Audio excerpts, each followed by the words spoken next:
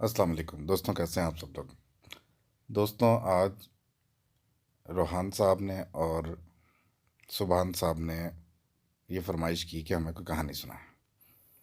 اب مجھے کوئی کہانی یاد نہیں آ رہی تھی، لیکن وہ کہہ رہے تھے کہ بابا ہمیں لازمی کوئی کہانی سنائے۔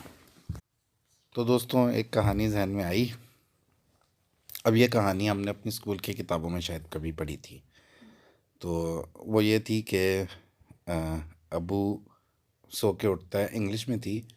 تو ابو سو کے اٹھتے ہیں اور وہ دیکھتے ہیں کہ ان کے کمرے میں ایک فرشتہ کچھ لکھ رہا ہے۔ تو وہ بہت حیران ہوتے ہیں اور وہ اس فرشتے کے پاس جا کر پوچھتے ہیں کہ آپ یہ کیا لکھ رہے ہو یہاں پر؟ تو فرشتہ ان کو کچھ بتاتا ہے۔ تو دوستوں، کہانی آگے بڑھنے سے پہلے میں آپ کو یہ بتا دوں کہ ہم نے اس وقت جب کہانی پڑھی تھی تو ابو کے نام سے ہی ساری یہ سٹوری چل رہی تھی، لیکن یہ ابو ہیں کون؟ تو دوستوں، ان کا نام ہے ابراہیم ابن ادھم۔ ابو بن ادم بھی کہتے ہیں ان کو۔ تو یہ اللہ پاک کے بہت بڑے ولی اللہ ہیں۔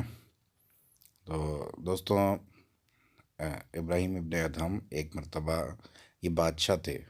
تو ایک مرتبہ اپنے محل میں سو رہے تھے، تو انہیں کچھ آواز آئی اپنی چھت پہ سے، محل کی چھت پہ کچھ آواز آئی۔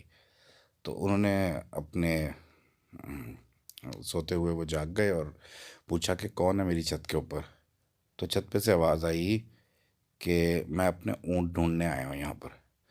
تو ابراہیم ابن ادھم جو ہیں وہ ہنسنے لگے اور کہنے لگے بھلا بادشاہوں کی چھت پہ اونٹ کہاں سے آ گئے؟ بادشاہوں کی چھتوں پہ اونٹ نہیں ہوتے۔ تو آواز دوبارہ آئی کہ اگر اونٹ بادشاہوں کی چھتوں پہ نہیں ہوتے تو اللہ تعالیٰ کا قرب بھی بادشاہوں کے بستروں پہ نہیں ملا کرتا۔ تو دوستوں، اس موقع پر ان کے دل پر ایسی چوٹ لگی، ایک ایسا اثر ہوا دل کے اوپر یہ بات سن کر کہ انہوں نے بادشاہت چھوڑ دی اور وہ اپنی عبادت کے لیے باہر جنگلوں میں چلے گئے اور اپنی عبادات شروع کر دی انہوں نے۔ اب ہوا ہی کچھ یوں کہ انہوں نے اپنی جو نظام حکومت ہے وہ اپنے وزیر اعلیٰ کے اور وزیروں کے سپرد کر دی۔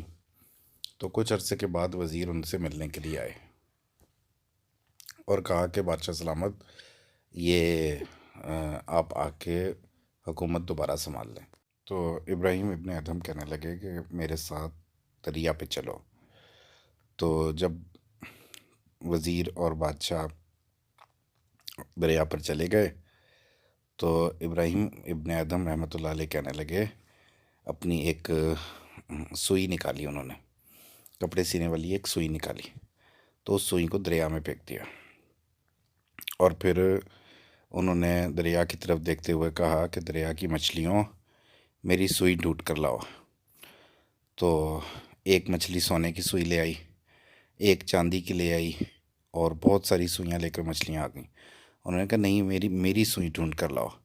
تو پھر ایک مچھلی آئی اور انہوں نے آ کے اب ابراہیم ابن ادھم کو ان کی سوئی دی۔ تو وزیر کہنے لگے کہ بادشاہ سلامت، ہمیں معاف کر دیجئے، تو آپ تو پہلے انسانوں پر حکومت کرتے تھے، اب تو دریا کی مچھلیاں بھی آپ کی بات مان رہی ہیں۔ تو دوستوں، ہم آتے ہیں اپنی کہانی کی طرف کہ ابراہیم ابن ادھم نیند سے جاگے تو انہوں نے ایک فرشتے کو دیکھا اور وہ فرشتہ کچھ لکھ رہا تھا۔ تو انہوں نے اس کے پاس جا کر اس سے پوچھا کہ بتاؤ اس کے اندر آپ کیا لکھ رہے ہو؟ تو فرشتے نے بتایا کہ میں ان لوگوں کی لسٹ تیار کر رہا ہوں، ان لوگوں کے نام لکھ رہا ہوں کہ جو اللہ تعالیٰ سے محبت کرتے ہیں۔ تو ابراہیم ابن ادھم نے کہا کہ مہربانی کر کے مجھے بتائیں کہ کیا میرا نام اس کے اندر ہے؟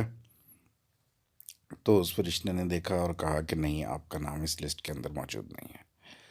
تو ابراہیم ابن ادھم نے گزارش کی کہ آپ میرا نام لکھنے کی بھی اللہ پاک سے درخواست کریں، اس وجہ سے کہ میں اللہ کی مخلوق سے محبت کرتا ہوں۔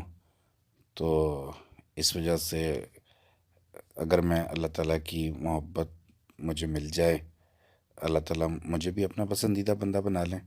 तो फरिश्ते से कहा कि मेरे लिए इस चीज़ की दरख्वास्त करें अल्लाह पाक से। और फिर वो फरिश्ता चला गया। अगले दिन अबू बिन अदहम सो रहे थे, अचानक उन्होंने आँख खोली तो देखा कि एक फ़रिश्ता मौजूद है।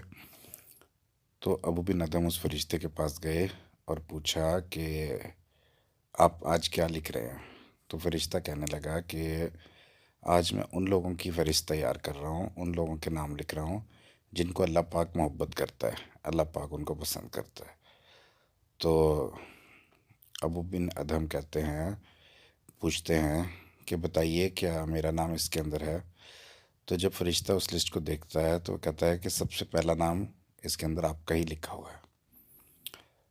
अस्सलाम वालेकुम दोस्तों।